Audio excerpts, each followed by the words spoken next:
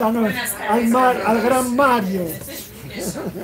Hola, pues vamos a ver, lo primero, gracias a todos por venir, a acompañarnos, a recibir a este fuera de serie, este hermano y amigo. Sabéis un poco la referencia de su trayectoria erudito, no voy a alargarme en sus doctorados, que son 6, y bueno, lo único que me gustaría recalcar es que es un momento bastante importante el hecho de que un hermano judío esté en una comunidad de hermanos cristianos y que lo que viene a contarnos, a compartir, es un poco la esencia, la historia de nuestro propio itinerario de fe, de seguimiento. Entonces, todo lo que sea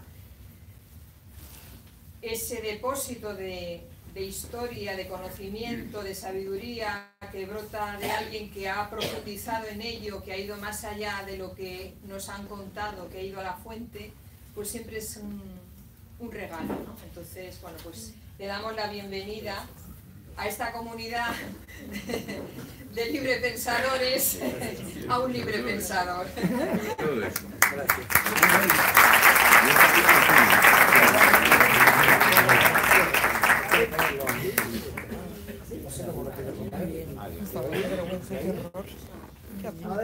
A ver, ¿se oye? Sí. ¿Se oye? Sí. Perfectamente. Vamos arriba. Él todavía no ha hablado, no sabemos si se oye. Vamos a ver. Lo que nos va a decir es más importante de lo que os creéis. Porque los cristianos tenemos un cacao mental sobre los orígenes de nuestro cristianismo. Pero un cacao tremendo. Creemos que el día de Pascua, muy temprano, ya Magdalena se fue al sepulcro, vio el sepulcro vacío, volvió, llamó a Pedro y a Juan, fueron al sepulcro, ya está la comunidad. Eso es así. Qué fuerte, ¿eh? Yo no sé para qué investigué tantos años. Tenía que venir aquí al norte de Madrid y empezar a ver todo. Vamos a ver. Dice el Evangelio, cuando prendieron a Cristo, todos le abandonaron y huyeron. El domingo por la mañana no habían parado de correr hacia Galilea. Eso es lo que nos va a explicar. Veréis qué interesante y cómo vamos a profundizar en nuestro cristianismo sabiendo que Jesús fue un judío por los 4 costados, que nació judío, que vivió judío, que murió judío. Los primeros cristianos, todos judíos, hasta la médula, es lo que nos va a explicar. Cómo se produjo esa separación. Para mí es importantísimo. Te dejo la palabra.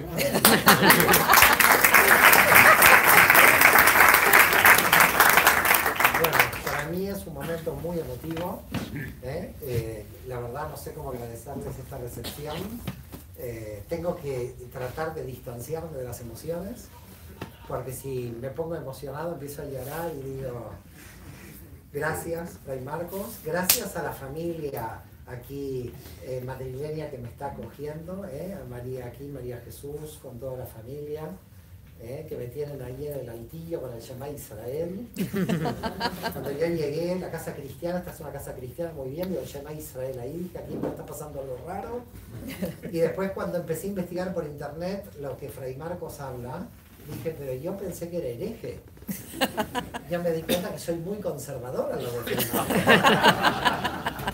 Todos los cristianos somos herejes del judaísmo. Sí, la verdad, yo me sentí hereje hasta que le escuché, Fray Marcos. Ahora ya no sé si soy muy conservadora, porque es impresionante el libre pensamiento que tiene este hombre, ¿eh? Así que les felicito, agradezco a todos que estén aquí, agradezco a muchos amigos que han venido de tan lejos. Y muy emocionado por varios motivos. Para mí el primer motivo de emoción, no sé si ustedes han visto algo en mi biografía, pero yo desciendo de los judíos que fuimos expulsados de España en 1492. Y mi familia viene de Toledo del siglo X. Por lo tanto, en realidad estoy en casa. Y por lo tanto que me acojan de este modo para mí es muy emocionante después de tantas generaciones de hablando ladino o judeo-español antiguo en mi familia. Así que les agradezco a todos esta recepción, porque yo siento que he vuelto a mi patria. En segundo lugar, ya no como español, sino como judío, y ahí hablo ya como hermano de Jesús y pariente directo, llevo en mis venas orgullosamente la sangre de Jesús. Es decir, que todos los judíos del mundo tenemos que estar muy orgullosos de que el gran rabí de Galilea haya tenido esta prédica por otro gran rabí que fue Saulo de Tarso, porque sin Saulo de Tarso tampoco sé muy bien hasta dónde iba a llegar el mensaje. Así que la verdad, un gran rabino utópico, como era Yoshua de Nazaret, con un gran gerente de marketing que fue Saulo de Tarso. Creo que entre los dos hicieron una campaña increíble de llevar al Dios de Israel a todos los pueblos, o a la gran mayoría de los pueblos. Tengo una hora, bueno, en principio tengo una hora, quizás me quede toda la noche. Fray Marcos me dijo que yo aquí me puedo quedar toda la noche. La gente cuando digo toda la noche me está mirando con cara de pocos amigos. Hemos traído el bocadillo. ¿Me han traído el bocadillo? Para nosotros. Bueno, para vosotros sí, de jamón. Yo hoy todavía estoy bajo la ley. Lo bueno es que los que están bajo la gracia pueden comer el bocadillo de jamón. Y lo malo de que los que estamos bajo la ley es que miramos con muchas ganas de cómo lo comen. Pero bueno, en principio tenemos que situarnos en Judea en el siglo I. Judea en el siglo I era realmente un polvorín de judíos peleándose entre sí, de diferentes grupos. Judea no tenía un poder central, sí el poder central era Jerusalén desde el punto de vista religioso, pero ya el templo de Jerusalén, el Sanedrín y los sacerdotes estaban muy corruptos porque estaban unidos a la política. No quiero hablar de corrupción política porque bueno, pero 2000 años atrás había también corrupción política y la corrupción política que había en el templo de Jerusalén era realmente muy grande a cargo de los saduceos, que eran un grupo de judíos que controlaban todos los resortes del poder. Es decir, controlaban el Sanedrín. El Sanedrín en realidad no era la representación política del pueblo judío, era la representación más bien religiosa, pero los saduceos controlaban el Sanedrín, eran aliados del Imperio Romano, por lo tanto los judíos saduceos, los más ricos de Israel, los más ricos de Judea, estaban totalmente metidos en los negocios turbios con el Imperio Romano.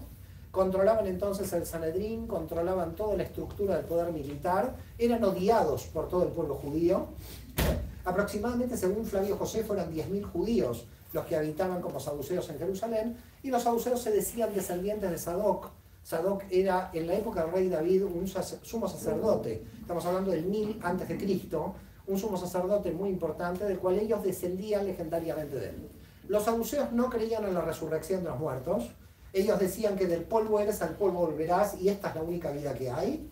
Cumplían la observancia de la ley, como sacerdotes solamente hacían el culto dentro, digamos, del templo, y por supuesto como sacerdotes eran los que dominaban religiosamente toda Judea. Ellos, vuelvo a reiterar, eran odiados por las autoridades, por el pueblo judío en general. En realidad se dice en la historiografía que los saduceos habían hecho un golpe de estado a los antiguos sacerdotes del pueblo de Israel. Es decir, en realidad había un grupo sacerdotal más antiguo que había sido desplazado. Estamos hablando ahora del 2 a.C. ¿Okay? Todo esto hay que entenderlo porque si no, parece que Jesús es como que llega de Marte. Y la verdad que Jesús en realidad estaba en Judea con todos los problemas que hay en Judea. En el siglo II a.C., y justamente estamos en el 6º día de la Hanukkah, de la festividad de las luminarias del pueblo judío, en realidad los macabeos hicieron una revolución muy importante contra los griegos que dominaban Judea en el siglo II a.C. A consecuencia de esto, los macabeos van a tomar el poder, pero cuando toman el poder, los sacerdotes del templo no los legitiman como los reales reyes de Judea. ¿Y por qué motivo no los legitiman? Porque los reyes de Judea tenían que venir de la dinastía de David. Es decir, en realidad el Mesías que tenía que reinstaurar al reino de Israel tenía que ser descendiente del rey David, y por lo tanto los macabeos no eran una familia que pertenecía al rey David, no tenía dinastía davídica.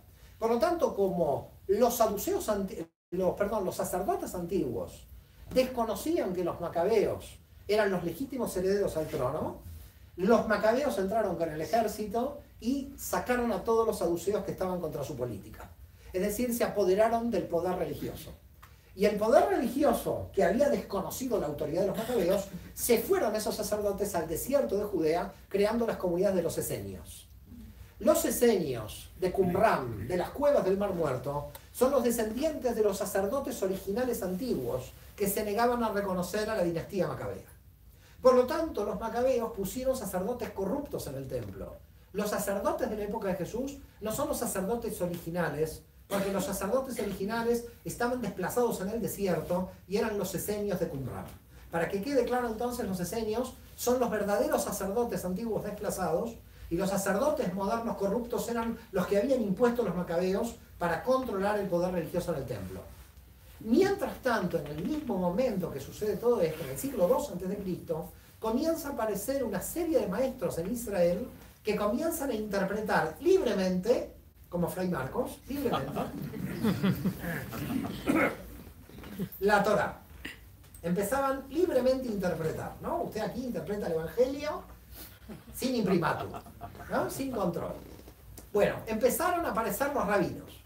¿Qué era un rabí? Un maestro que no tenía ningún control por parte del Sanedrín, por parte de las autoridades de Jerusalén.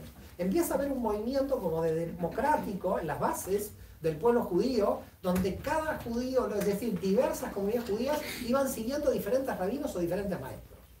Aparece la figura del rabí, pero no un rabí institucional, sino un rabino que era de alguna forma designado espontáneamente por el grupo de judíos que le seguían. Maestros carismáticos que interpretaban profundamente el texto bíblico y que por lo tanto los judíos le seguían. Así apareció el rabinismo y así apareció el movimiento fariseo. Los fariseos son los que salvan al judaísmo de su desaparición. Aunque ustedes verán que en el Nuevo Testamento están tan denostados, en realidad cuando a Jesús se lo llama rabí, es que se acepta que era fariseo. También Jesús era fariseo, lo que pasa es que era un fariseo de otro modo, de un modo diferente a los fariseos con los que él discutía. Después veremos qué tipo de discusiones tenía que Jesús con los fariseos. Pero lo importante entonces es que en el pueblo judío, en Judea, había tres grandes grupos. Los sacerdotes del templo de Jerusalén, los saduceos, que dominaban el templo, aliados del Imperio Romano, que no creían en la resurrección y que no creían que ningún Mesías iba a salvar a nadie. Los fariseos que esperaban la restauración mesiánica de la dinastía de David y que eran los libreinterpretadores del texto bíblico a través de esos judíos que libremente elegían a diversos maestros de la ley, y los esenios que directamente en el desierto esperaban que Dios vuelva, baje la Merkabá, baje el carro de Dios y salve al pueblo de Israel, porque entendían los esenios que el ser humano no se podía redimir solo, sino por ayuda de la divinidad. En estas condiciones aparece después, en otra época ya, Yeshua de Nazaret, Jesús. En verdad, no sé si recurrir a los apócrifos o no, porque no tenemos casi información de la niñez de Jesús que tenga que ver con la niñez, sino uno va a los apócrifos. Es decir, son los apócrifos donde nos dan información sobre la niñez de Jesús. Y hay en la información, además de que Jesús era muy indisciplinado de niño, según los apócrifos, ¿ok? Lo que tenemos de Jesús, más que la indisciplina, también es un elemento para mí, varios elementos importantes de apócrifos que tienen que ver con la historia real de Jesús. Primero que todo, María, Miriam, sobre la madre de Jesús. ¿Por qué? Importante, porque en los apócrifos se trata de que Miriam estaba en el templo como hija de uno de los sacerdotes del templo de Jerusalén. Con lo cual, ustedes los conocen, Ana y Joaquín, que no están en el texto canónico. Ana y Joaquín aparecen en apócrifos. Con lo cual es curioso que la tradición católica tome a los abuelos de Jesús dentro del canon, pero sin el canon, porque lo toma de apócrifos. Así que Joaquín y Ana, que son los abuelos de Jesús, Joaquín, dice el texto, era muy rico y era sacerdote en el templo de Jerusalén. Quiere decir que hay algo muy importante. María era Cohen, María era hija de un sacerdote. Cuando Jesús va a ser detenido, después por las autoridades judías y después pasado a las autoridades romanas, ellos saben que tienen al nieto de un sacerdote del templo. Por lo tanto, Jesús no es un XX, un NN para las autoridades del templo de Jerusalén. Jesús es hijo de María, una huérfana de uno de los sacerdotes del templo de Jerusalén. Jesús es por la vía de María, nieto de un sacerdote. Estaba en un rango no igual porque el sacerdocio iba por línea paterna, pero sí era hijo de una mujer que, por lo tanto, nieto de un sacerdote del templo. Esto es algo muy importante de determinar, porque también después vemos que Juan, a partir de Zacarías, ahí también hay otro sacerdote, ¿ok? Con el padre de Juan, con lo cual tenemos otro sacerdote más. Como se puede ver, el movimiento judeocristiano, como se va a llamar después, tenía muchos elementos en relación con el poder. Es decir, era gente que no era de clase baja, sino en cierto modo de clase media y clase media alta, en muchos casos. Lo importante aquí a destacar es que en el movimiento fariseo del siglo I, no todos pensaban exactamente del mismo modo. Había fariseos más duros y fariseos más blandos. Había fariseos, podríamos llamarlo hoy, más ortodoxos, y fariseos mucho más flexibles. ¿Ok? Ya en el siglo I estaban estas divisiones. Los más liberales y los más conservadores. Los fariseos más conservadores eran los que entendían que la ley había que aplicarla a rajatabla. Si esta es la ley está por encima de la vida de la persona. Entonces, por ejemplo, si alguien enfermaba el sábado, los fariseos de la línea dura decían, el médico no puede ir a curarlo. Porque si se muere el sábado, que se muera, hay que respetar el sábado. Estos eran los fariseos de la línea de Shammai. Los fariseos de la línea de Hillel, la línea flexible, decían, la ley no fue dada contra la vida, sino fue dada por la vida. Por lo tanto, la línea de Hillel dice, hay que enviar un médico para curar a la persona. No se viola el sábado por enviar un médico. Queda claro las dos posturas más duras y más flexibles. Voy a tomar otra postura. Ustedes saben que en el judaísmo existe el divorcio de términos religiosos. En verdad no empezó de manera tan bonita el divorcio en la ley de Moisés. El divorcio en la ley de Moisés empieza como repudio del hombre a la mujer. Empieza de manera muy machista dentro de la ley de Moisés. Luego, con la tradición, se equilibran los derechos de la mujer y entonces hay divorcio en el judaísmo ya desde siempre. Nunca hubo prohibición al divorcio, desde el punto de vista religioso. La línea de Shammai dice, solamente el divorcio lo voy a permitir por adulterio. No hay otro caso. La línea de Hillel era más flexible. Era como divorcio en cualquier caso. Es decir, la línea de Hillel pertenecía al área flexible. Tanto es así, espero que las mujeres que estén presentes no se molesten, porque lo dijo Hillel, lo que voy a decir. Si tu mujer te cocina mal, te puedes divorciar, dice. Lo dijo Hillel, yo aquí no tengo nada que hacer. Nada más me miren mal, esto fue hace 2000 años. Por eso cocinan bien.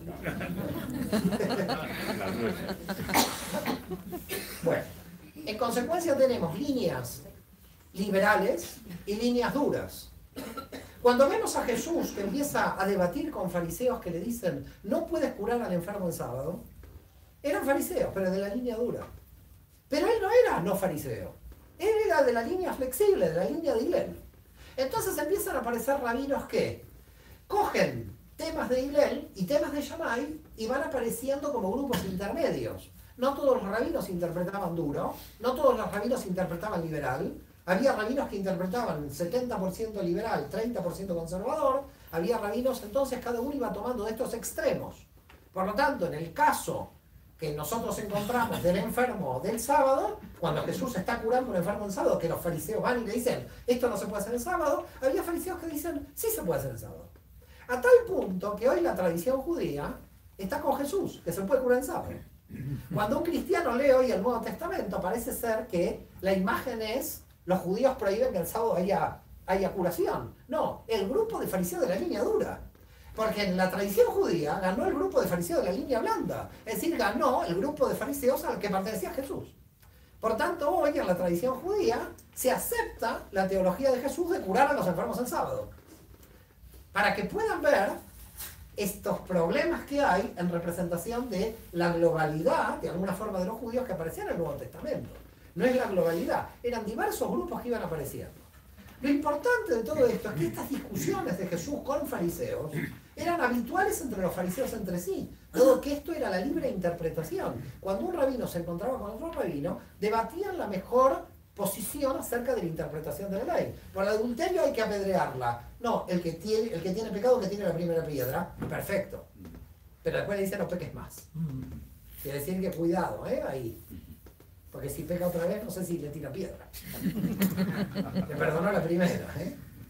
Queda claro el debate que había en el pueblo judío entre los fariseos. Los reales enemigos del movimiento fariseo son los saduceos. ¿Y por qué motivo? Porque mientras un rabino estaba interpretando la ley, no había ningún problema. Pero cuando ese rabino decían, qué buen rabino que es este, ¿puede ser un profeta de Israel? Tampoco había problema. Porque podía ser Jesús, un profeta como Jeremías, como Isaías, no hay problema. Pero cuando un grupo de judíos decía, este rabino, además de ser un buen maestro, además de ser un buen profeta, puede ser el Mesías, empezó el problema. Porque cuando algún grupo judío designaba a su rabino o a su profeta el Mesías, Roma empezaba a mirar con malos ojos el movimiento. Porque cuando era el Mesías, la posibilidad de una rebelión política contra Roma y por lo tanto un levantamiento del pueblo judío. Por tanto, cuando un rabino interpretaba lo que quisiera, en Judea lo dejaban interprete lo que quisiera. Cuando hacía milagros como profeta, que haga todos los milagros que quiera. Pero si este rabino profeta, un grupo de judíos decía es el Mesías de Israel, ahí aparecía el Sanedrín, ahí aparecía las legiones romanas y decían acá hay sedición y hay un problema político de rebelión. Ahí entraba en el terreno político. Por lo tanto, mientras estaba en Galilea haciendo sus discursos, haciendo sus debates, aparece otra judía que le sigue, Miriam de Magdala, que va a ser María Magdalena, no hablemos de ella porque en el apócrifo le da un beso en la boca.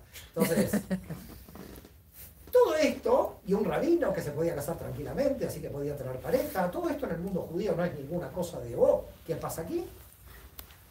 Junta mucha gente en Cafarnaúm, ¿ok? Junta mucha gente en Cafarnaúm, hay mucha gente que le sigue en Galilea, habla del reino de Dios, habla de todos los hombres somos iguales, va a llegar el Mesías, va a haber la paz universal. Muy bien. Mientras tanto, los celotes ultranacionalistas judíos dicen, este es un traidor, ¿qué paz universal? Nosotros estamos en lucha contra Roma. Alguien que hable de paz con Roma es un traidor. Por lo tanto, los celotes no veían muy bien un Mesías que hablara de paz, sino que indudablemente tenía que ser un Mesías que hable de guerra. Algunos de los judíos que le seguían a Jesús de la primera hora creían realmente que iba a ser un Mesías militar.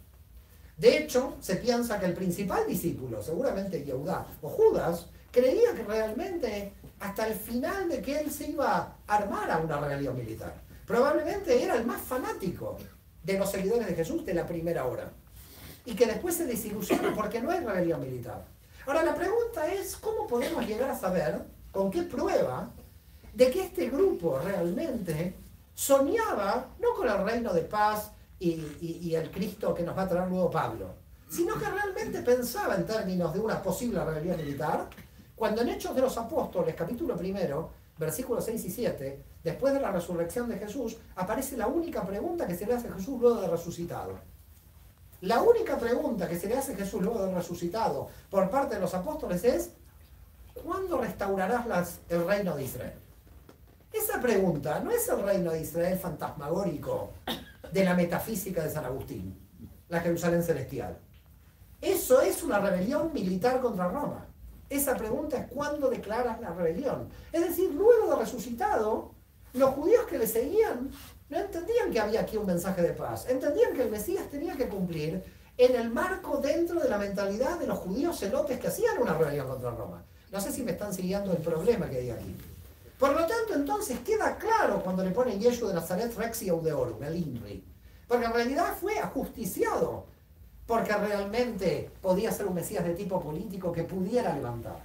Esto es independiente de su pretensión de poder levantar. Porque queda claro que en la pretensión de él no hay levantamiento. Pero Roma actuaba de manera de represión anticipada. Aquí había un Mesías que por más paz que él de alguna manera tomara en el discurso, podía llegar en algún momento a cambiar y volverse celote, y por lo tanto tenían un tipo de problema militar. Con lo cual, este grupo, luego de la resurrección de Jesús, comienza a entender que Jesús es el verdadero Mesías de Israel. Estamos hablando de entre 100 y 120 judíos. Acá viene una pregunta. La famosa pregunta de la teología clásica católica de tantos siglos. Y los judíos no la reconocieron. A ver, en el siglo I había 5 millones de judíos. Judíos en todo el imperio romano y en Babilonia. 120 judíos declaran que una persona es el Mesías. Imaginen que hoy aquí declaramos que Fray Marcos es el Mesías. Yo lo declararía, la verdad me encanta. Que lo sepa. Pero que cuidado como termina, no también que lo sepa. En consecuencia, declaramos nosotros Fray Marcos el Mesías, ok. Y los españoles no lo reconocieron. Pero ¿quién se enteró el Lugo de que este hombre es el Mesías? Cuando en la teología católica dicen los judíos no lo reconocieron, es como un absurdo. No había WhatsApp que llegara a todos los judíos a ver en Éfeso, en Roma. No estaban interconectados a esta velocidad. Los judíos no lo reconocieron porque no se enteraron de que Jesús era el Mesías. Porque un judío de Alejandría se levantaba a la mañana a abrir un negocio. El judío no lo reconoció, no se enteró. Así que cuando en la teología dicen y los judíos no lo reconocieron, les puedo decir los judíos no nos enteramos. No es que no lo reconocimos. No nos enteramos. Hubo 100 personas que dijeron, este es el Mesías y los demás nada, no sabían nada. Por eso es importante entender a Pablo de Tarso. Porque Pablo de Tarso es el que dice, vamos a informar a esta gente de que apareció el Mesías. No había internet, señores, no podía nadie enterarse a toda velocidad. Por lo tanto, los judíos no es que no lo reconocimos, los judíos fuimos los únicos que lo reconocimos. Porque había 100 judíos ahí que reconocimos a Jesús. Por lo tanto, la iglesia nace de los primeros 100 judíos que lo reconocen al Mesías. Por lo tanto, en realidad, el cristianismo nace por ese grupo de judíos que lo reconocieron. Los demás no se enteraron. Ahora, ¿qué pasó con este grupo? Porque cuando el Mesías desaparecía, en este caso resucitó y ascendió a los cielos, pero en forma física o histórica desapareció, los diversos grupos mesiánicos se desarticulaban, también desaparecían. Pero este grupo no. Este grupo empiezan muchos judíos a creer que Jesús resucitado sigue vivo. Por lo tanto, el Sanedrín dice no puede ser. Matábamos un Mesías, el grupo se dispersaba. Matamos un Mesías, el grupo se dispersaba. Ahora matamos a este Mesías, resucita y el grupo no se dispersa. Entonces, ¿qué vamos a hacer para dispersar este grupo? Tenemos que hacer algo para ver cómo dispersamos este grupo. Al principio no eran tantos, pero dice el texto del Nuevo Testamento que Simón Bar-Yoná, ¿conocen quién era Simón Bar-Yoná? El judío San Pedro. Que yo muchas veces digo el nombre hebreo de Simón Bar-Yoná para ya que suene, ¿no? Simón Bar-Yoná, que es curioso, el primer papa de la Iglesia Católica, Simón Bar-Yoná, era judío, estaba casado y puede ser que tenía una hija.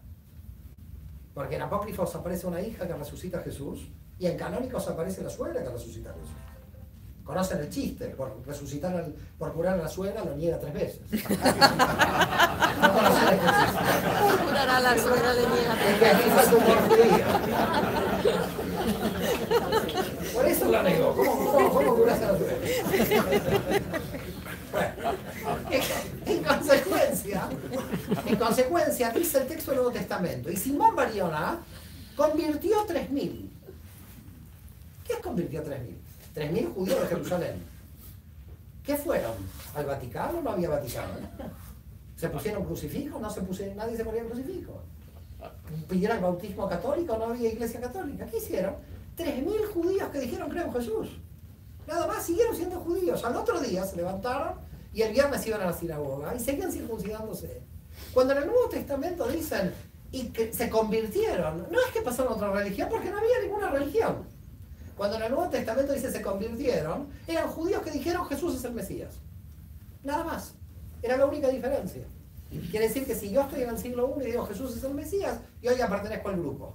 Pero yo sigo con mi judaísmo. Voy a la sinagoga, hago todo lo que pertenece al mundo judío, porque todavía no hay cristianos. En realidad son judíos que creen en Jesús. Si los quieren llamar cristianos, me pueden llamar. Pero esa gente no sabía que estaba fundando una nueva religión. Esa gente creía que todo Israel iba a declarar a Jesús como el Mesías. Así que estaba dentro del mundo judío, lo que después vamos a llamar cristianismo. En el año 39 aparecen ya judíos griegos que se unen al movimiento. La pregunta es, ¿por qué aparecen estos judíos griegos? ¿Cómo aparecen judíos griegos en Jerusalén uniéndose al movimiento?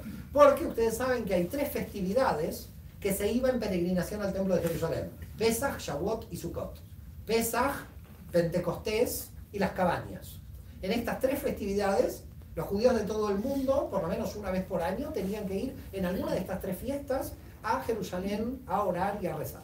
Cuando venían judíos de Cirene, justo al de Cirene lo cogieron ahí para que coja la cruz. Simón de Cirene venía de Libia, venían gente de Grecia, venían de todo el mundo. Los que venían de Grecia, estos algunos dijeron Jesús es el Mesías. Y esto permitió que el mensaje de que Jesús es el Mesías empiece a llegar a las comunidades judías de todo el mundo. Porque iban en peregrinación por las leyes judías a Jerusalén, algunos decían Jesús es el Mesías, volvían a su ciudad de origen y ahí empezaban a predicar de que llegó el Mesías. Pueden ver que las 3 festividades de peregrinación van permitiendo que haya judíos que, sin creer en el Mesías Jesús, lleguen a Jerusalén, este grupo de alguna manera los capte, les diga Jesús es el Mesías, ellos se vuelven cristianos, si los queremos llamar de alguna manera, los judíos cristianos vuelven a sus comunidades de origen y ahí empiezan a evangelizar, si se quiere, a otros judíos. Todo esto es judíos con judíos. Es decir, que nadie pensaba que el Mesías vino para todo el mundo, porque la redención era primero para Israel y luego para el resto de las naciones.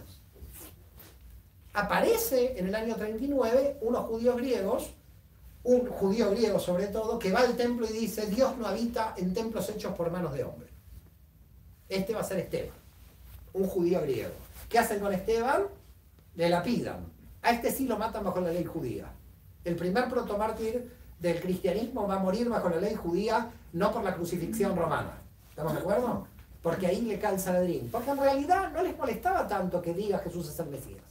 La molestia es, Dios no habita en templos hechos por manos de hombres. Les estaba diciendo los saduceos, vuestro poder es corrupto y Dios no habita en este templo. Por tanto, en el 39 muere Esteban y ahí aparece Saulo de Tarso, que misteriosamente tiene cartas por parte del Sanedrín para ir contra los judíos que creen en Jesús, y ustedes ya, creo que casi todos los que están aquí, calculo que conocen la historia. Que no sabemos de qué se cayó, pero que cuando se cayó y se levantó dijo, yo creo que Jesús es el Mesías. Tampoco pasa nada que un judío más crea que Jesús es el Mesías. Pero ¿qué judío? Porque este había sido alumno de Gamaliel en Jerusalén. Habíamos hablado de las 2 escuelas fariseas, ¿recuerdan antes? La escuela de Hillel y la escuela de Shammai. La escuela dura de Shammai, la escuela de Hillel. Hillel tuvo un hijo que se llamó Simón ben Hillel, y Simón tuvo un nieto que fue Gamaliel.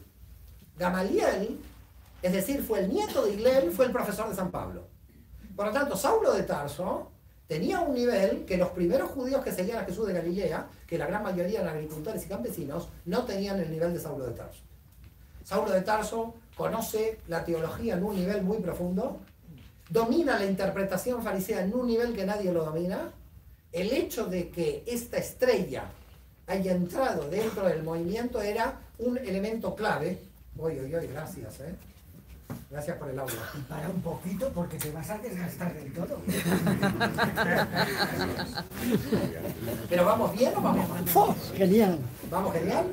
Tengo mi alter ego dominico. Yo, la verdad, si resucita Santo Domingo de Guzmán, estamos perdidos. Usted y yo. Por las dudas se lo digo. Yo les digo. Si Santo Domingo de Guzmán entra por aquí, a mí me queda más seguro. Usted... Tendría más miedo a Santo Tomás. ¿Santo Tomás es miedo? Bueno, yo le tengo más miedo a Santo Domingo de Guzmán. Quizás me quedó un miedo ancestral ahí. Bueno, volvemos. ¿Estamos de acuerdo? ¿Volvemos o no volvemos? ¿Saben dónde estamos? Saulo de Tarso. Es Saulo de Tarso. Saulo de Tarso, que misteriosamente, que es un fariseo, que estudia con Gamaliel, tiene cartas del Sanedrín. El Sanedrín estaba dominado por los saduceos. Ahí nadie entiende bien la historia de lo que pasó aquí.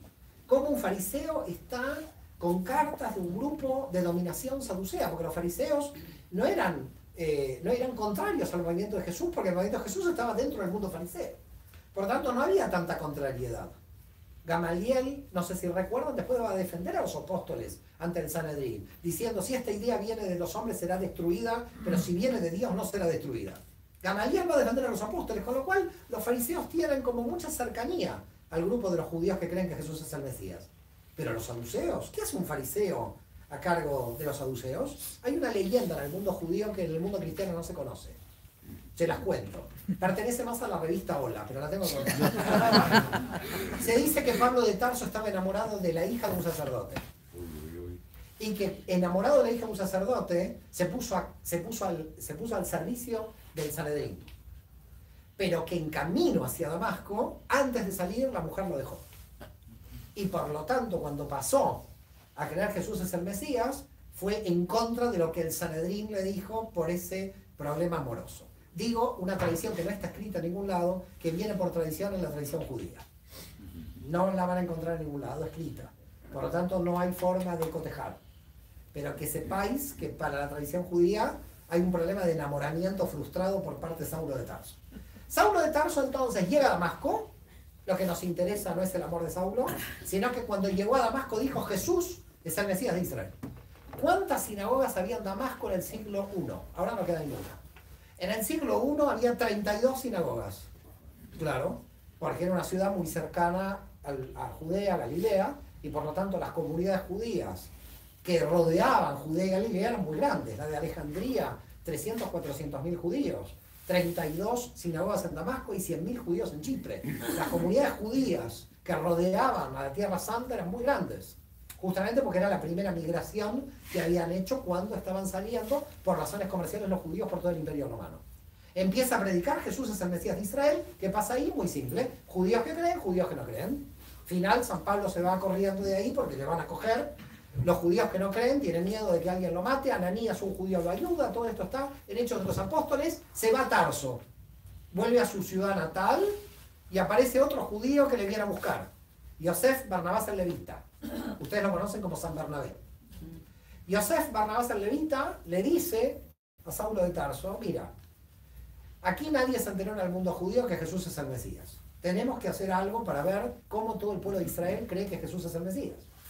Bueno, te propongo, dice Yosef Barnabás el Levita, que yo, siendo judío de Chipre, vayamos a Chipre y comencemos a todas las comunidades judías de Chipre a informar que llegó Jesús, el Mesías de Israel. Muy bien, eso es lo que ustedes tienen como el primer viaje de San Pablo, que en realidad está mal titulado porque creo que fue el primer viaje de Bernabé y que lo llevó a Pablo. Pero no importa, lo conocemos como el primer viaje de Pablo a Chipre entre los años 39 y 42. Recuerden que ya dejamos varios años la desaparición de Jesús de escena. Recuerden que para todos los historiadores Jesús murió entre el 7 y el 8 de abril del año 30 de nuestra era. Y recuerden que Jesús nació el 6 a.C. porque en el 4 a.C. había muerto Herodes, y el 6 a.C. en el censo de Herodes es censado Jesús en Belén. Por lo tanto, murió casi con 36 años en el 30, habiendo nacido el 6 a.C. Más o menos estas son las fechas. Entre el 39 y el 42, Yosef Barnabás el Levita y Saulo de Tarso van sinagoga por sinagoga diciendo: Jesús es el Mesías de Israel. Jesús es el Mesías de Israel, Jesús es el Mesías de Israel. Muchos judíos se unen, muchos judíos no se unen. Se van dividiendo las sinagogas. Pero Saulo de Tarso ve algo en las sinagogas que dice: yo lo tengo que solucionar. Y la solución de Saulo de Tarso dio como resultado que todos ustedes estén aquí esta noche. Saulo de Tarso dijo: aquí hay un problema en las sinagogas. Hay un problema en las sinagogas como lo que está sucediendo en las sinagogas. Y ahora voy a explicar qué sucedía en las sinagogas del siglo I para que puedan comprender lo que quiso solucionar Pablo y cómo salió lo que quiso solucionar. Así que hay tres cuestiones. ¿Qué dio Saulo de Tarso? Imaginemos que Saulo de Tarso entra y esto es una sinagoga del siglo I. Las sinagogas del siglo I, a diferencia de las sinagogas del siglo IV en adelante, no solamente recibían judíos, recibían a todos los gentiles que se querían convertir. Luego no lo pudieron hacer porque cuando la Iglesia tomó el poder en el Imperio Romano, se le prohibió al judaísmo realizar la judaización. Así que luego las sinagogas quedaron judíos para judíos.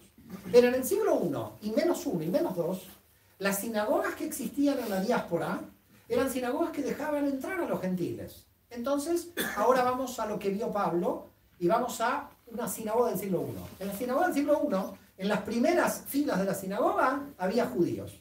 Estos serían los judíos, los que tengo aquí, inclusive el topólogo. Que me enteré que tengo un matemático topólogo aquí. Te digo que estamos hablando del infinito, ¿eh? Que sepas. Qué fuerte. Bueno, en consecuencia, en las primeras filas de la sinagoga había judíos. ¿Qué quiere decir judíos? Madre, padre, abuelo, bisabuelo, etc. Que su linaje era judío. En las filas intermedias, es decir, las que están por ahí ya, en las filas intermedias, estaban los prosélitos de justicia. Los gentiles que se habían convertido al judaísmo. Es decir, los conversos al judaísmo, pero que se habían convertido con pleno derecho. Solamente estaban detrás porque habían entrado más tarde a la comunidad, pero no por un tema de discriminación. Es decir, estaban detrás los prosélitos de justicia que se podían casar con los judíos de linaje, dado de que estos prosélitos de justicia estaban convertidos por conversión total al judaísmo. ¿Me van siguiendo? Y al final, toda la gente que está por ahí al final, eran los temerosos de Dios. Los temerosos de Dios que están por ahí al final eran los que también se llamaban prosélitos de la puerta, porque estaban cerca de las puertas. Los temerosos de Dios, ahí veo un señor temeroso de Dios, que lo veo muy alegre al temeroso. En realidad todos los judíos eran temerosos de Dios, pero ¿por qué se les decía temerosos de Dios a los del final? Porque los temerosos de Dios a los del final eran como los simpatizantes. Pero vengo a la iglesia, pero yo no quiero involucrarme mucho. Un simpatizante. Y había mucha gente que entraba a las sinagogas como simpatizantes del judaísmo. Estos eran los temerosos de Dios. Cuando Saulo de Tarso va a la sinagoga, ¿qué ve? Que casi todas las que se convierten son mujeres. Y que casi todos los que no se convierten son hombres. Casi todos los que están en las últimas filas son temerosos de Dios. Y las que se convierten rápidamente son mujeres. Pablo dice, ¿qué está pasando aquí? ¿Por qué las mujeres realmente se convierten primero al judaísmo y los hombres están ahí al final por la circuncisión? Los hombres les gustaba el Dios de Israel, les gustaba el Mesías que predicaba Pablo, les gustaba, pero para entrar al judaísmo, ustedes saben que hay que entregar unos pequeños sacrificios. Que hoy en el hospital no pasa nada, pero en el siglo I te cogía una infección y al otro mundo.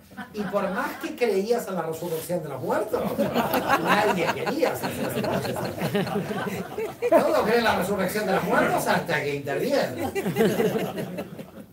Venga que le circuncida. Yo me pongo atrás. A mí más mal que me lo hicieron de bebé, porque si no, también estaba atrás. Y Pablo dice, ¿qué pasa aquí? Esto es injusto.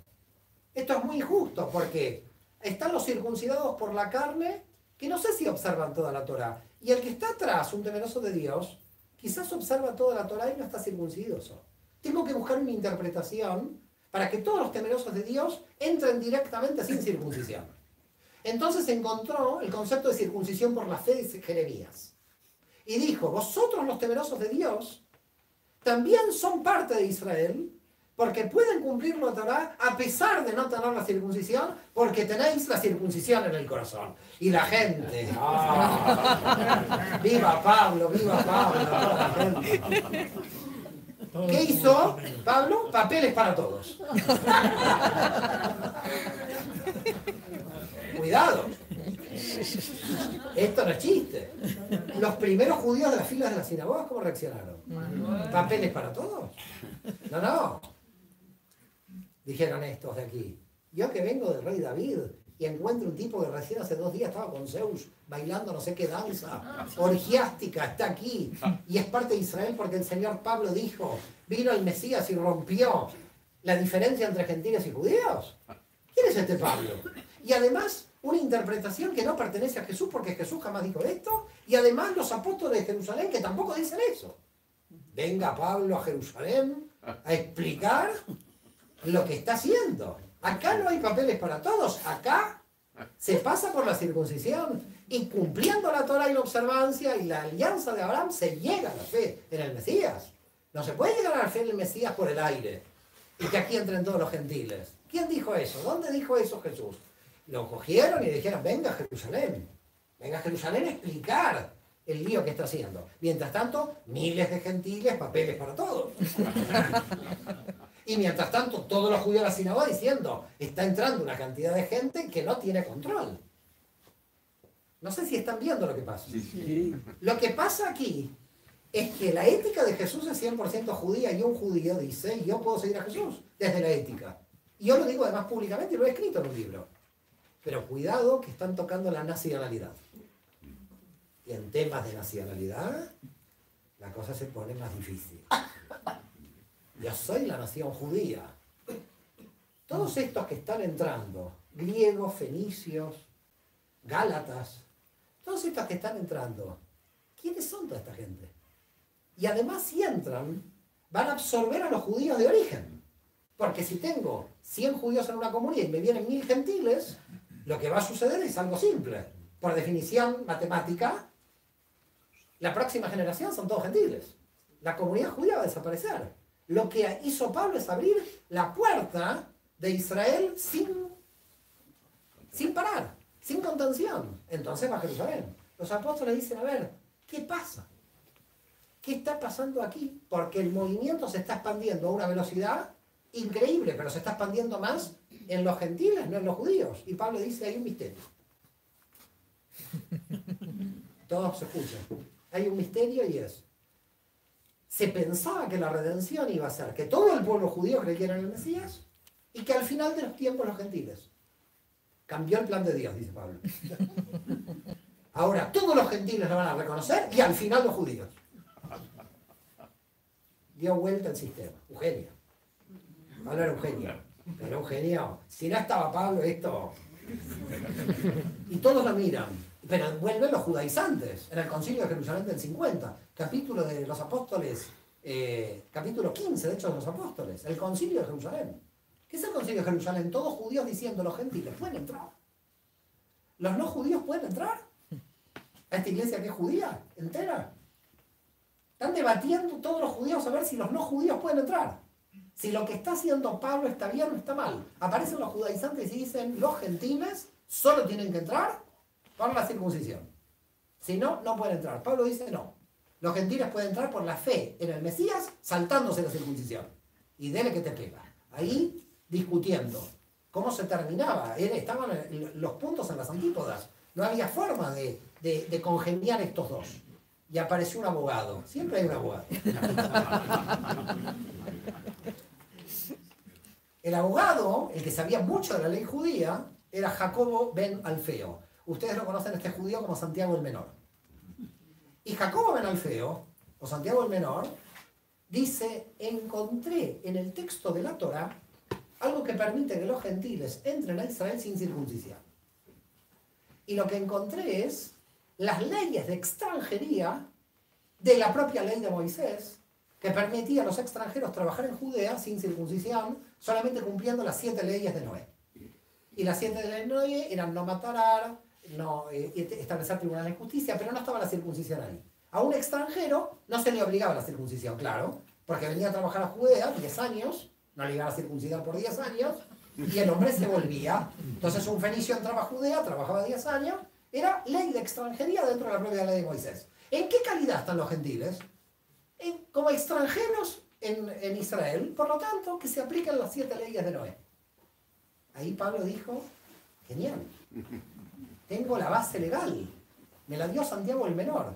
Santiago el Menor es el que realmente, utilizando la Torá judía, la ley judía, permite jurídicamente la entrada de los no judíos porque encuentra un resquicio legal en la propia ley judía, que es la ley de extranjería de Judea para que entren los gentiles. Y ahí entonces ya empezaron a entrar gentiles, pero ya legalizados por Jerusalén. Esto es la parte más bien bonita de la historia. Hay una parte medio oculta que también tenemos que contar. Cuando Pablo venía, dice el texto, de hecho de los apóstoles, venía con la colecta de los gentiles. Ahora imaginemos que Pablo ponía la colecta ahí. Decía, ¿aceptamos a los gentiles o no? Me parece que no. Bueno.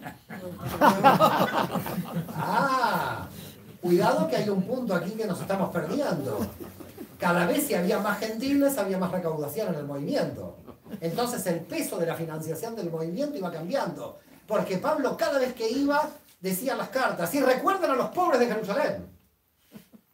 En todas las cartas, recuerden a los pobres de Jerusalén. Y la gente, uy, pobres los pobres de Jerusalén. Esto indudablemente marcó también un punto de apoyo fuerte a la postura de que había que hacer algo con los gentiles para hacerlos ingresar al movimiento. Porque indudablemente Pablo tenía esto. Pablo tenía entonces el apoyo económico de los gentiles, tenía la real intención de que estos gentiles, de las sinagogas, no los gentiles que estaban en la calle. Pablo no evangeliza a los gentiles de ahí. Pablo lo que hace es darles estatus jurídico legal a los gentiles que estaban dentro de las sinagogas. Después se interpretó para salir de las sinagogas. Pero en principio estaban dentro de las sinagogas. Y en el 50 entonces todo el movimiento se empieza a llenar de gentiles no judíos. En el año 62 hay una gran crisis en Judea. Porque estaban buscando al Mesías que se rebele finalmente contra Roma y termine toda esta historia. Con lo cual había como permanentes conatos de rebelión, movimientos de rebelión en Judea contra el Imperio Romano. Ya estamos terminando, ¿eh? Para la gente que está pensando cuándo termina esto. Los judíos de las primeras filas están contentos. Los de los temerosos de Dios no lo sé. Ahora que los temerosos saben por qué entraron. Pero los de la nación de la primera fila Es que los de atrás tienen miedo que saques el cuchillo. No voy a ser tan... Voy a ser Paulino. Yo hubiera sido Paulina, le digo, ya lo dije públicamente. Bueno, con lo cual, entonces, ¿en qué situación estamos? Año 62. Año 62, con actos de rebelión, los saduceos reprimen más a todos los fariseos. Había una represión brutal contra todo el pueblo judío, porque el pueblo judío se quería levantar contra Roma. Entonces el problema eran los saduceos y el Imperio Romano persiguiendo y reprimiendo a los judíos que se querían levantar. Y en esa represión mata un batanero a Jacobo ben Alfeo, a Santiago el Menor.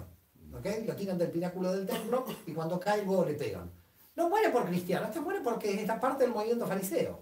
De hecho, en el Talmud, en la tradición oral hebrea, aparece Jacobo ben Alfeo como Jacob el Tzadik, el justo.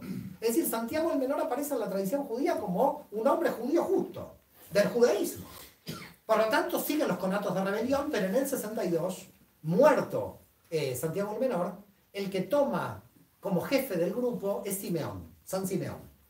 No sé si lo conocerán, pero San Simeón era primo de Jesús. Y por lo tanto, como primo de Jesús, también judío, decide, con toda la comunidad de judíos que creen en Jesús de Jerusalén, cruzar a Transjordania. Porque dice, se viene una rebelión judía y aquí vamos a morir todos. Con lo cual esto es una locura. Veo que los celotes ya están tomando toda la rebelión, Roma va a reprimir, y entonces ¿qué vamos a hacer? Y él salva a estos judíos que creen en Jesús cruzando a Transjordania. Transjordania se llamó con los ingleses, ¿eh? Era Nabatea en la época del Imperio Romano. Cruzaron hacia la zona de Nabatea, la actual Jordania. Y así se salvaron los judíos que creían en Jesús en Jerusalén. Pero la matriz de Jerusalén perdió contacto con sus filiales a partir de la guerra judía que se produce en el 66. Con lo cual, del 62 en adelante, ya no había centro religioso de los judíos que creían en Jesús. Todas las comunidades iban ya por libre. Éfeso iba por libre, todas las comunidades paulinas iban todas por libre porque habían perdido el contacto con Jerusalén, que habían pasado los judíos que creían en Jesús hacia Nabatea.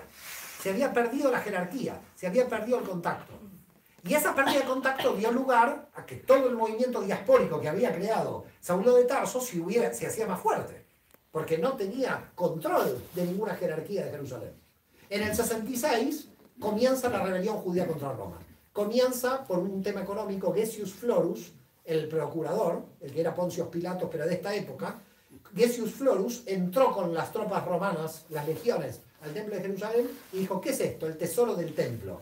Ustedes saben que en el templo se juntaba el tesoro del 10% de todas las ganancias de los judíos de todo el mundo, el 10%. Y dijo, esto es de Roma. ¿Esto es de Roma? Todo el mundo judío fue contra las legiones que salieron velozmente frente a Siria. Y fue una guerra terrible, 500.000 judíos muertos, varias legiones romanas destrozadas, duró del 66 al 70, 4 años de guerra. En esos 4 años de guerra, termina la guerra en el 70 con la destrucción del templo de Jerusalén. Y con la destrucción del templo de Jerusalén, muchos judíos de todo el mundo dicen, recordemos que alguien dijo, de esta piedra no quedará piedra sobre piedra. Entonces muchos judíos más se convirtieron, dicen Jesús es el Mesías, porque indudablemente ya había profetizado la caída del templo. Vuelta San Simeón a Jerusalén a reconstruir la comunidad judía que cree en Jesús de los que estaban en Nabatea, y en ese momento asume Vespasiano como emperador de Roma desde el 69 al 79, y muere Vespasiano. Vespasiano es el que empieza la guerra contra Judea, pero finalmente la termina Tito, su hijo, porque Vespasiano en el 69 es elegido emperador. Por lo tanto, Vespasiano es elegido emperador, Tito sigue la guerra contra Judea, Tito entra en el templo, destruye el templo, y Tito luego va a ser emperador. Tito va a ser emperador del 79 al 81, muere Tito en el 81 y va a ser emperador su hermano Domiciano. ¿Por qué cuento estos emperadores? Por lo que va a pasar con Domiciano. Domiciano, hermano menor de Tito, hijo menor de Vespasiano, de la familia de la aristocracia romana de los Flavios, va a ser emperador del 81 al 96. Pero van a pasar dos cosas importantísimas en este gobierno imperial. Domiciano le llega información que los sobrinos nietos de Jesús están en Galilea y le llega información que estos sobrinos nietos quieren declarar una rebelión mesiánica contra Roma. Y detiene a 2 sobrinos nietos de Jesús de Galilea que en el año 92 se los lleva a Roma y los pobres eran campesinos que no tenían nada que ver, solamente que eran sobrinos nietos de Jesús, y le dice, ¿ustedes quieren hacer una rebelión contra Roma? No, de ninguna manera. Nosotros queremos seguir cultivando allí lo que estamos cultivando. Por lo tanto, dice Domiciano, los dejo que se vuelvan, porque no constituyen problema. 60 años después de la muerte de Jesús, Roma está cogiendo a los sobrinos nietos porque teme que de la familia de Jesús apareciera una rebelión militar. Nueva argumento a por qué murió Jesús 60 años antes, para que Domiciano los llame. Y ahora viene otra situación interesante en el propio gobierno de Domiciano, porque se entera Domiciano que Flavio Clemente y Flavia Domitila, Flavio Clemente era primo de Domiciano, se había convertido. Entonces dice, mi primo se convirtió ¿a qué? Y llama a Flavio Clemente a Flavia Domitila, su esposa, y a sus hijos, que eran hijos menores. Y le dice a su primo Flavio Clemente, ¿usted en qué cree? Creo en el Dios de Israel y en su Mesías Yoshua de Nazaret.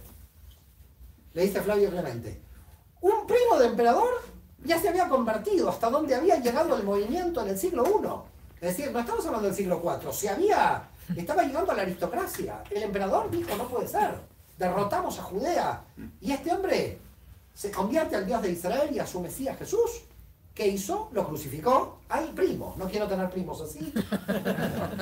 Crucificó al primo, a Flavia Domitila la mandó como prostituta a las legiones y a los 2 hijos los envió como adoptados a 2 familias diferentes. Destrozó la familia. Ahora viene lo más interesante de esta historia, más allá de la tragedia. La familia de Flavio Clemente, Flavia Domitila y sus hijos están en vuestro santoral católico. Son santos de la Iglesia Católica. Pero lo interesante es que en la historia judía son santos del pueblo de Israel. Tenemos una familia de 4 santos que compartimos. Porque todavía en el siglo I no se sabía quién es esta gente, si eran judíos o cristianos. Flavio Clemente, Flavia Domitila y sus hijos murieron creyendo en el Dios de Israel, por lo tanto en el judaísmo los aceptan como judíos. Se convirtieron al judaísmo. Pero al creer que Jesús es el Mesías, luego el cristianismo los declara cristianos y están en el santoral. Por lo tanto, a fines del siglo I, tenemos los mismos mártires. Los que ustedes tienen el santoral están en nuestra historia religiosa como muertos por judíos, y ustedes los tienen muertos por cristianos. En el siglo I todavía la diferencia religiosa no era clara. Los judíos, algunos que creían en Jesús, se seguían sintiendo judíos, y los gentiles creían estar entrando en el judaísmo, solamente que estaban entrando en un grupo dentro del judaísmo. Por lo tanto, vamos a hacer una síntesis del siglo I, y en los próximos 5 minutos termino con el siglo II, y si quieren hacemos preguntas. ¿Quiénes eran los jefes de la iglesia en el siglo I? San Simeón, obispo de Jerusalén desde el 62 hasta el 107, vivió 120 años. No sé cómo hizo en el siglo I. Debería no haber polución, calculo. Y ahora entre los químicos y la polución morimos rápido. Con lo cual, San Simeón, primo de Jesús, obispo de Jerusalén. Por supuesto judío siendo primo de Jesús. San Timoteo, obispo de Éfeso, discípulo de Pablo, que en capítulo 16 de Hechos Apóstoles Pablo dice, ¿de quién eres? Hijo de madre judía, te circuncido. Pablo sí lo circuncidaba al que era hijo de madre judía. Por lo tanto, Pablo era moel, era circuncidador. Cuando era gentil no entraba en la ley, pero cuando era hijo de madre judía él aplicaba la ley. Por tanto, Timoteo, que se había convertido al judaísmo porque el propio Pablo lo hizo judío, como dice Hechos de los Apóstoles, como obispo de Éfeso. Y luego como 4º papa, que pobre no sabía que era papa, pero bueno, 4º papa en el orden de sucesión romana, San Clemente Romano. San Clemente Romano que nosotros los conocemos como Clemente ben Yehudá, hijo de Judá. Es decir, el 4º papa en el orden de sucesión romana, hijo de un padre judío y madre gentil. Medio judío, el 4º papa, que es San Clemente. Tengo una historia muy bonita con San Clemente, que la cuento rápidamente porque la prelatura del Opus Dei me había invitado a Roma y me llevaron a Roma a visitarla. Y le digo, yo quiero orar en hebreo a San Clemente. ¿En hebreo a San Clemente? ¿Por qué? Porque es judío, no sabían. Y los mandé a las catacumbas. Y entonces fueron a buscar los folletos y se enteraron, ahí uy, era judío, Clemente Romano. Bueno, ahí se dieron cuenta que Clemente Romano, yo les tuve que avisar ahí. Que me atendieran muy bien, que sepan. Con lo cual, la cuestión es, Y el cuarto, que me está faltando, está escribiendo el Apocalipsis San Juan. San Juan el Evangelista, señores, el jovencito, que tenía 14 años o 13, no tenía barba. En la época de Jesús, lo vemos escribiendo el Evangelio del Apocalipsis, fines del siglo I. Los 4 principales dirigentes de la iglesia cristiana del siglo I, los 4 judíos. Simón, Timoteo, Clemente, hijo de Judá, y San Juan. Pero entonces, ¿cómo se dividió el cristianismo? ¿Qué pasó aquí? Esto sucedió en el siglo II. En el siglo II hubo una segunda rebelión judía contra el Imperio Romano, y en consecuencia, como segunda rebelión judía, pasó algo inaudito, que nunca había pasado. No solamente se rebelió Judea, esa segunda rebelión fue del 114 al 117, y contó con el apoyo del Imperio Parto. Los partos que hicieron, no sé si saben dónde estaban los partos estaban en Persia. Los partos contactaron con los judíos y les dijeron: si nos apoyas contra Roma, reconstruimos el templo de Jerusalén. Y los judíos dijeron: yo me uno a cualquiera que me diga que reconstruya el templo de Jerusalén. Con lo cual los judíos de todo el imperio pasaron a la categoría de traidores al imperio. Pero todos, no los de Judea solamente. Porque el imperio parto estaba permitiéndoles la reconstrucción del tercer templo de Jerusalén. Con lo cual, los judíos y los gentiles de las comunidades fundadas por Pablo empezaron a decir: nosotros no podemos pertenecer al mundo judío, porque con esta rebelión en Judea estamos siendo traidores al imperio. ¿Cómo un romano va a entrar en nuestra comunidad sabiendo que esta comunidad es una comunidad nacionalmente fiel a la rebelión que están haciendo los judíos contra el imperio romano? Por lo tanto, las comunidades en el 120, 130, comienzan a pensar, las comunidades fundadas por Pablo, llenas casi todos ya de gentiles, con pocos judíos, porque había pasado mucho tiempo, de empezar a pensar de que ellos tenían que tener una identidad diferenciada de estas comunidades judías. Porque primero, que eran todos gentiles, que ya no respetaban la observancia de la ley, creían en un Mesías judío, creían en la Biblia judía, leían la Biblia judía, pero que había que hacer algo para que los romanos no interpretaran que ellos pertenecían a una nación que se estaba rebelando contra el imperio. El cristianismo le dio al mundo, al Dios judío, al Mesías judío, las escrituras judías, pero desnacionalizó la religión judía y la internacionalizó. Y al internacionalizarla, permitió que todos los judíos llegara vía internacional a lo que después van a ustedes llamar el cristianismo. Muchas gracias a todos.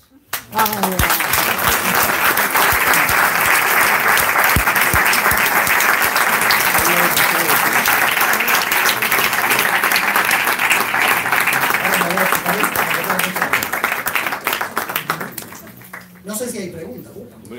No sé si hay preguntas. Hay mucha información más, pero fui a mucha velocidad. Voy a sacar esto. ¿Se puede empezar ya a preguntar? Sí, no sé, ahí el coordinador. Yo no. El micrófono está aquí. A ver, micrófono. Bueno, en primer lugar, deslumbrante. Entonces, claro, un piojo como yo no puede preguntar nada a Internet. Usted es Internet al completo. Gracias. Se me ocurren muchísimas preguntas. Empiece. Bueno, en primer lugar, admiro su conocimiento de la teología católica y de la escriturística, vamos a decir, católica. Pero sí que me gustaría que usted me indicara cómo ve usted el mundo católico en general, no el mundo católico Fray Marcos, que es la excepción. ¿Cómo interpreta usted? Y segunda pregunta, meramente para comenzar, porque si luego no hay preguntas, le pregunto más. Todo esto que usted nos ha sintetizado maravillosamente, a una gran velocidad, es cierto, pero se le sigue muy bien. ¿Lo pone usted en confrontación con los grandes catedráticos del Angelicum de Roma, de la Gregoriana, etcétera, etcétera? ¿Y qué le dicen? Bueno. Usted será mi Simón de Sirene, el que me levante la cruz.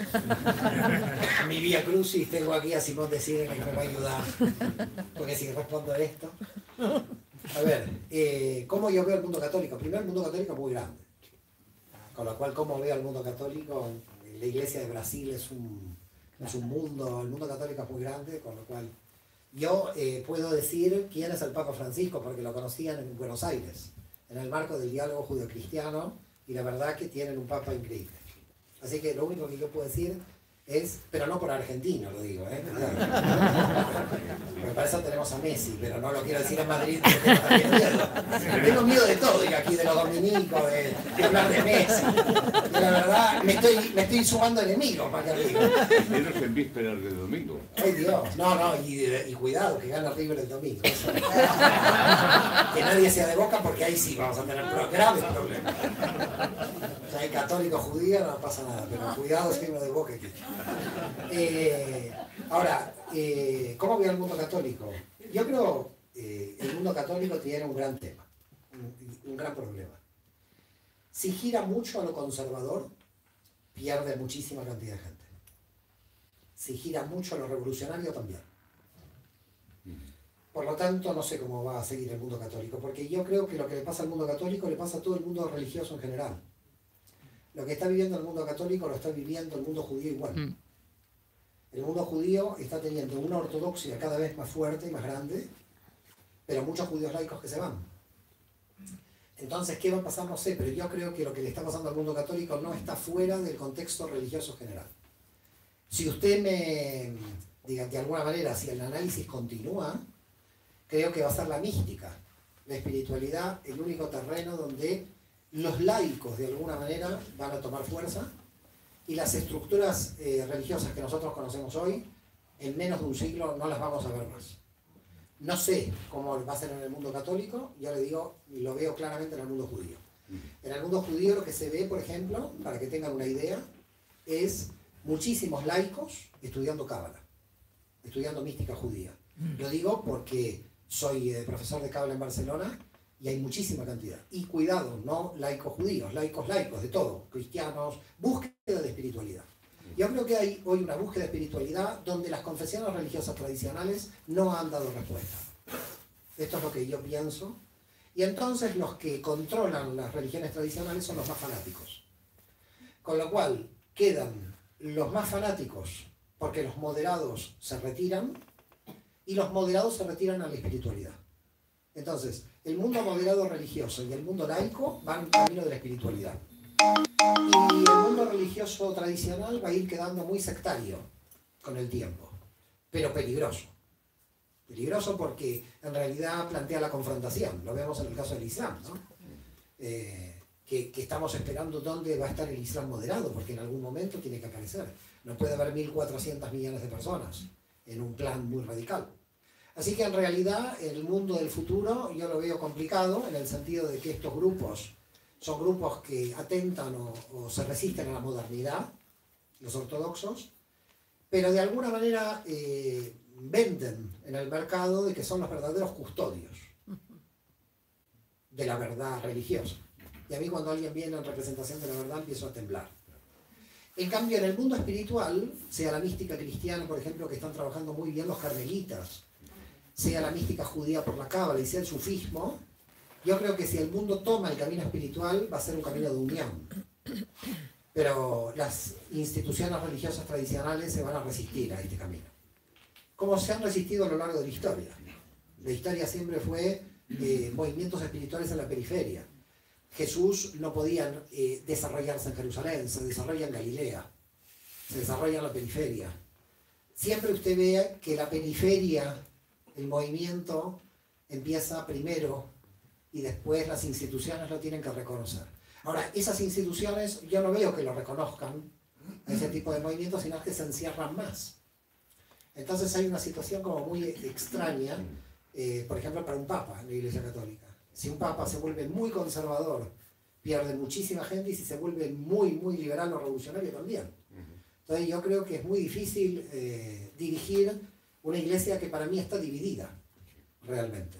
Es decir, en realidad la Iglesia Católica son dos iglesias, no hay una.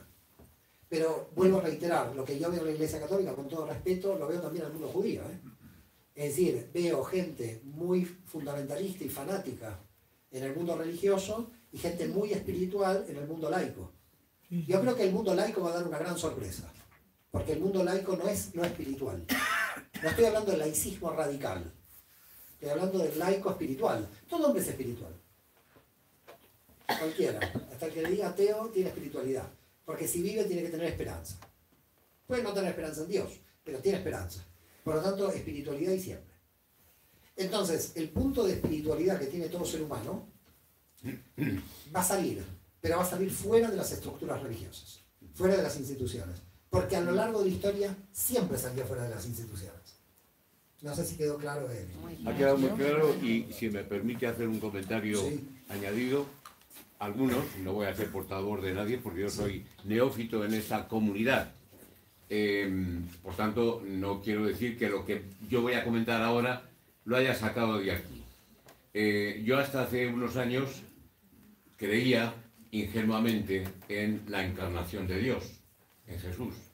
Ahora creo que Jesús es el divinizado. Es decir, en vez de creer en Dios encarnado, creo en el hombre divinizado. En ese sentido, si luego usted no tiene otra pregunta por ahí, le preguntaría, ¿para usted Jesús de Nazaret puede ser un modelo de vida? ¿Fue para usted la persona de la que conocemos que ha estado más cerca de Dios? Más cerca de y me Dios. falta lo de los historiadores Dios mío, católicos de la me estoy guerra. ganando de preguntas. Yo me quedo ya toda la noche con este hombre. Pobre la gente. No sé si hay gente que quiere preguntar. Él quiere sacar el bocadillo, me dice. A ver, estoy en un auditorio cristiano y un cristiano tiene que sentir que Jesús tiene que estar cerca de Dios, si no estamos perdidos, si no esto no es un auditorio cristiano. Natural. El mundo judío cree que todos tenemos una vinculación cercana con Dios. Todos, sin distinción. Por eso se dice en el mundo judío, tú puedes ser del nivel de Moisés. Es decir, cada uno de nosotros tiene el potencial de acercarse a la divinidad. Por tanto, yo creo que ya le respondí. Para nosotros somos todos iguales ante Dios, imagen y semejanza, y no hay superioridad ni inferioridad. Eso no implica que si yo hubiera estado en el siglo I hubiera seguido a Jesús, pero no sé si como Mesías, sino como un rabino muy fiel a la Torá. Y eso no lo digo públicamente, lo escribo, porque en el judaísmo de Jesús lo digo, digamos, escrito. Es decir, para mí, a diferencia de Neusner, que es un historiador que debatió con Benedicto XVI, Neusner dice, si yo hubiera estado en el siglo I, no hubiera seguido a Jesús, porque Jesús rompe con la halajá, rompe con la jurisprudencia judía, y rompe con el marco de la identidad nacional. Yo no veo que en ningún momento Jesús rompiera con la identidad nacional, ni rompiera con lo que dice Neusner, que en paz descanse Neusner, que murió hace poco. Yo, a diferencia de él, creo que cualquier judío hubiera podido seguir a Jesús. Yo leo todo el Evangelio y es la Torá en estado puro. Es más, yo después de terminar de investigar a Jesús, yo me he vuelto más judío. No sé si se entiende. Sí, yo en realidad, para mí, sí fue un gran intérprete de la Torá. Un gran intérprete de la Torá, un gran rabino de la Torá, un gran profeta. Entrar el tema mesiánico es lo que nos divide hace 2000 años. Pero como yo no creo en ningún Mesías que va a llegar, sino que va a llegar una era mesiánica, entonces conmigo lo tienen bien, porque no van a discutir nada. Bien. No sé cómo moderamos, hay preguntas ahí atrás, yo las... Bueno, en principio agradecer hace mucho. Y lo veo normal a usted todavía. Después de haber leído ese libro, veo que hay gente que anda caminando ahí por Madrid muy rara. Y bueno, precisamente por el mero hecho de que soy un cristiano místico, pues me gusta mucho la Kabbalah. Bueno, quería hacerle un par de preguntas. La primera, porque cuando se escribió la Kabbalah, según dicen, fue pues, por la Edad Media y además aquí en España. Aquí en España. Y otras personas dicen que incluso antes de Cristo, por el mero hecho de que los esenios eran también de la línea esotérica, pues ya podía estar algo escrito. Y la segunda pregunta es decirle, realmente todos los cabalistas creen de verdad en la no dualidad de decir Dios y el ser humano son uno. Eso era. Bueno, en primer lugar, la historia de la Cábala es casi imposible de la cronología. Ahí están los libros de Gershom Scholem, pero realmente saber cuándo nació no. Lo que sí le puedo decir, y les puedo inclusive pasar el correo electrónico de mi amigo, el doctor Adolfo Reutemann, curador y director del Museo de los Rollos del Mar Muerto en Israel, es el que está en contacto con los rollos de los esenios de Qumran. Es más, cuando viaja en avión con un rollo, lo pone al lado y dice que lo bueno es que come 2 veces, come por los rollos también. Porque le ponen a los rollos comida en el avión. El doctor Adolfo Reutemann, que es amigo, judío argentino, pero es ashkenazí, no es sefaradí. Bueno, ¿qué vamos a hacer? Adolfo Reutemann, que lo quiero mucho, él está haciendo una investigación de la relación entre los esenios y la cábala. Por lo tanto, lo que usted sospecha es real. Lo que usted sospecha es real. La mística judía empezó con los esenios. La segunda cuestión, más que la no dualidad, porque usted habló de que como cristiano místico, bueno, como cristiano místico tiene a San Juan de la Cruz, tiene a Santa Teresa de Jesús y tiene a Ramón Llull. Al maestro Eckhart. Maestro Eckhart también. Marcos, a Martín Lozano, que es amigo. Tiene mucha gente, pero el mundo judío sí trabaja mucho la no dualidad. Pero trabaja una no dualidad moderada. No es una no dualidad oriental de la India. No es panteísta. No, por las dudas le digo. Es decir, Dios está en todos lados, pero el mundo no es el lugar de Dios. Es decir, está la Shekinah, la impronta. Dios está aquí, pero nosotros somos otra cosa. Y al mismo tiempo imagen y semejanza. Pero mantenemos la subjetividad y mantenemos la divinidad al mismo tiempo. Es más o menos lo que la teología católica habla con respecto a la humanidad de Jesús, que es humano y divino al mismo tiempo. Nosotros entendemos de que todo ser humano es humano y divino al mismo tiempo. Por eso no, yo decía, es que más bien pues un panenteísmo. Panenteísmo. Esa es la palabra. La buscaba y no estaba en la Wikipedia. Que el ser humano, además de que es humano, también es Dios, es divino. Así es. Para nosotros... Es manifestación de Dios. Sí, así es. Para nosotros la doble naturaleza que estudia el católico con respecto a Jesús es una doble naturaleza que tenemos todos. Perfecto, muchas gracias. No, de nada. Bueno. Sí.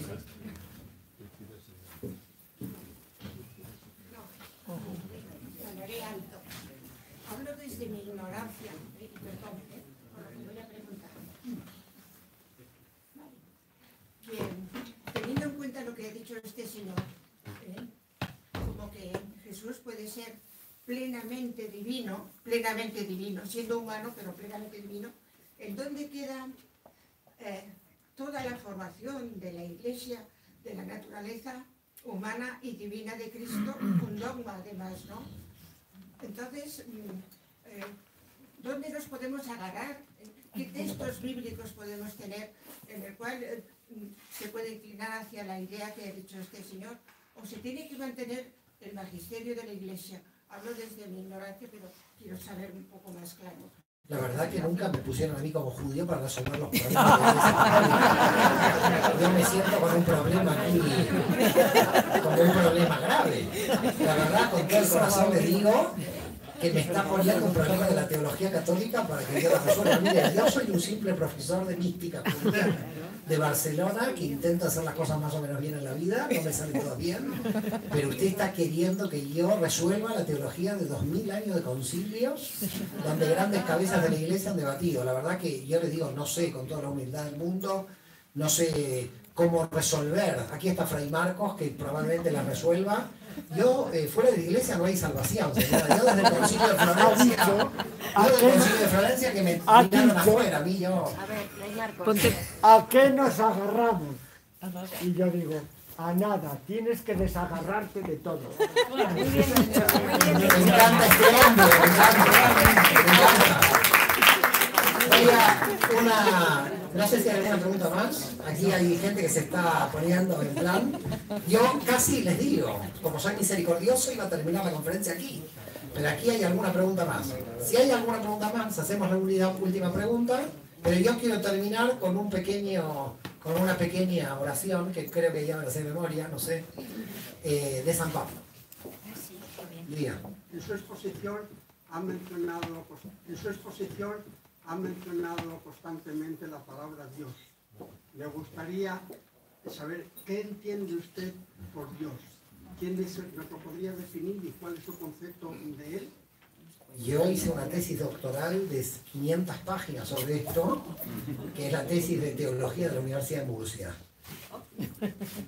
Le invito a mi casa, en Barcelona cuando quiera, porque esto a mí me llevó 3 años tratar de responderme esta pregunta. Su comunidad es de locos, yo no sé usted cómo hace. Le digo, usted alcanzó los altares, que sepa que usted está más allá del bien y del mal. Te quitaste la chaqueta y tenías que haber traído una coraza. Con los dominicos lo sospeché, pero dije, no, parece gente buena. La verdad, le soy sincero, responder en serio, que si la respondo rápido es un desastre. Si a esta pregunta yo la respondo rápidamente, realmente es un desastre. Porque es mucho el material que hay para definir. Y tampoco quiero salir Dios es amor, porque el problema es que Dios es todo, también el mal. Dios no es amor, Dios es todo. Entonces, definir esto lleva mucho tiempo, pero yo realmente le invito a Barcelona, a mi casa, a no ser que usted me invite a Madrid, entonces vengo, y podemos hablar. Pero Dios es un tema muy complicado, la naturaleza de Dios en el texto bíblico, los nombres de Dios en el texto bíblico. Hoy a la mañana di 4 horas de un seminario del nombre de Dios en Espacio Ronda. Imagínese el problema que presenta explicar lo que usted plantea. No, Está publicada. Está publicada la tesis. Ese anciano barbudo, etcétera, y que anda por ahí, ¿está en alguna parte o realmente ese Dios no existe? No, el anciano barbudo está en el texto de Ezequiel, pero nosotros no creemos en eso, ahora creemos en el infinito. Pero en algún momento creíamos en el barbudo, porque era el Dios de la Merkabah que se llevó a Elías al cielo. Le gusta el barbudo a usted, está contento. Él quería que el barbudo le llegara. No es argentino el barbudo, así que tranquilo. ¿Es que Dios ha rechazado a su pueblo? Romanos 9:1. ¿Es que Dios ha rechazado a su pueblo? De ninguna manera. Porque yo también soy israelita del linaje de Abraham, de la tribu de Benjamín, San Pablo. Gracias a todos.